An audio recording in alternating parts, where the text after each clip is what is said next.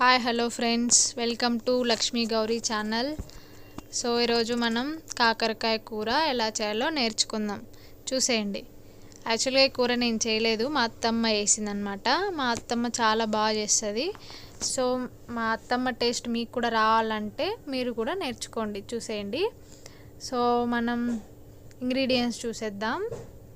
First onion, తర్వాత కరివేపాకు, కొత్తిమీర తీసుకున్నారనమాట. ఒక దేక్షా పెట్టుకున్నారు, అందులో ఆయిల్ వేసారు. ఫస్ట్ ఆనియన్ వేసారు. ఆయిల్ వేసిన తర్వాత ఆనియన్ వేసుకొని బాగా వేగించుకున్నారు అనమాట. వేగితేనే టేస్ట్ ఉంటుందంట. సో మీరు కూడా బాగా వేగించుకోండి. తర్వాత ఏం తీసుకున్నారు? కరివేపాకు తీసుకుంటారనమాట. చూసేయండి.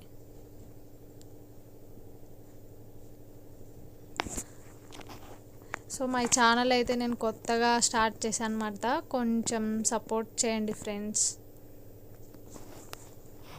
సో ఇప్పుడు బ్రౌనిష్ కలర్లో ఆనియన్ వచ్చింది కదా, వేగినట్లని అర్థం. సో ఇప్పుడు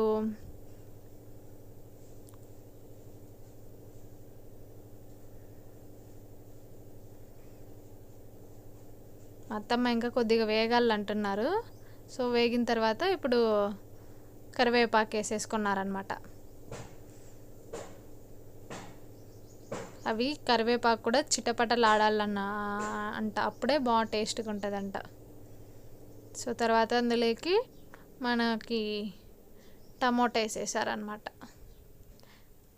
నేనైతే టమోటాని అలాగే తినేస్తా అంటే అంత ఇష్టం నాకు టమోటా. అప్పుడు చిన్నప్పుడు అంటే చాలా చాలా ఇష్టపడేదాన్ని. సో యాక్చువల్గా కాకరకాయ కూర అంటే ఉడకబెట్టి చేస్తారనమాట. కాకరకాయ, చింతపండు ఉడకబెట్టి తర్వాత అది పిండేసి మళ్ళీ కర్రీలోకి కలిపేస్తారు. మా అమ్మ అయితే అలా చేస్తుండే. మా అత్తమ్మ న్యూ స్టైల్ ఇలా చేయి బాగుంటుంది అని చూపిస్తున్నారు. సో అక్కడైతే ఒకటి మర్చిపోయారనమాట, కట్ చేసుకోవడాన్ని. అలా పీసెస్గా కట్ చేసుకొని మామూలుగా తిరువాత పెట్టి అందులో కాకరకాయ వేసేసారనమాట. ఇలా కూడా టేస్ట్ చాలా బాగుంటుందంట. ఒకసారి ట్రై చేయండి. అది ప్రాసెస్ చాలా ఉంటుందని చెప్పి ఇలా సింపుల్ వేలో చెప్తున్నారు. సో అలా కట్ చేసేసారనమాట. ఒకటి ఎక్కడో మర్చిపోయారు. మామూలుగా మనం కూడా మర్చిపోతాం కదా అలాగా.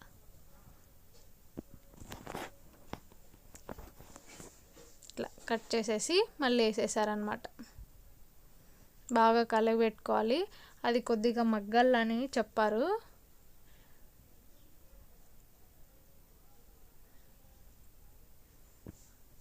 బాగా కలగబెట్టారు.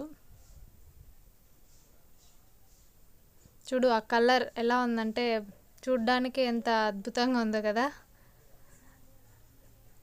మీరు చేయండి ఫ్రెండ్స్, చాలా బాగుంటుంది. నాకు రీసెంట్గానే మ్యారేజ్ అయింది. సో నాకు కూడా అంత రావు. నేను కూడా నేర్చుకుంటున్నా, అలాగే మీకు కూడా నేర్పిస్తున్నా.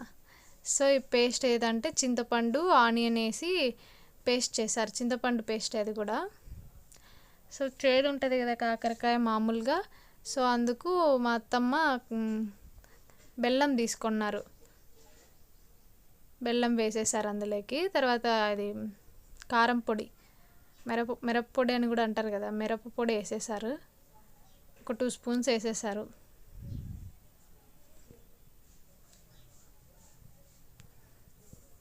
అన్నీ వేసి బాగా కొద్దిగా పసుపు వేసారు, తగినంత ఉప్పు. ఒకవేళ ఉప్పు తక్కువ వేసుకోండి, తర్వాత కావాలంటే మళ్ళీ వేసుకోవచ్చు కదా. ఎక్కువైతే వేయలేం కదా. సో తక్కువ వేసుకోండి. లాస్ట్ ఫైనల్గా కొత్తిమీర వేసేసారనమాట. అంతా కలయబెట్టేశారు. సో ఇప్పుడు ఇంకా ఏం మిగిలింది, వాటర్ వేసుకోవాలి. ఆ పేస్ట్, చింతపండు పేస్ట్ అని చెప్పాను కదా, కొబ్బరి, చింతపండు, తర్వాత ఆనియన్ కొద్దిగా వేసి మిక్స్ చేసేసారనమాట. మిక్సీకి వేసి అది పేస్ట్ చేసేసి అందులో వేసేసారు. ఇప్పుడు అంతా కలిపేశారనమాట. సో అది చూడండి మగ్గుతుంది కొద్దిగా. అక్కడ చాలా మగ్గాలి కొద్దిసేపు. కొన్ని వాటర్ వేసుకొని బాగా కలిపెట్టుకోవాలి. బాగా మగ్గితేనే మనకి టేస్ట్ అనేది బాగుంటుంది.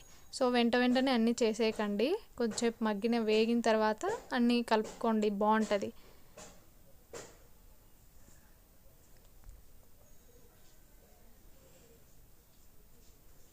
సో మళ్ళీ వాటర్ వేసేసారు, వాటర్ వేసేసి బాగా కలిపేశారనమాట. చాలా ఈజీగా ఉంది కదా ఫ్రెండ్స్. సో ఇప్పుడు ఉడికిన తర్వాత దించేయడమే. So thank you, bye friends.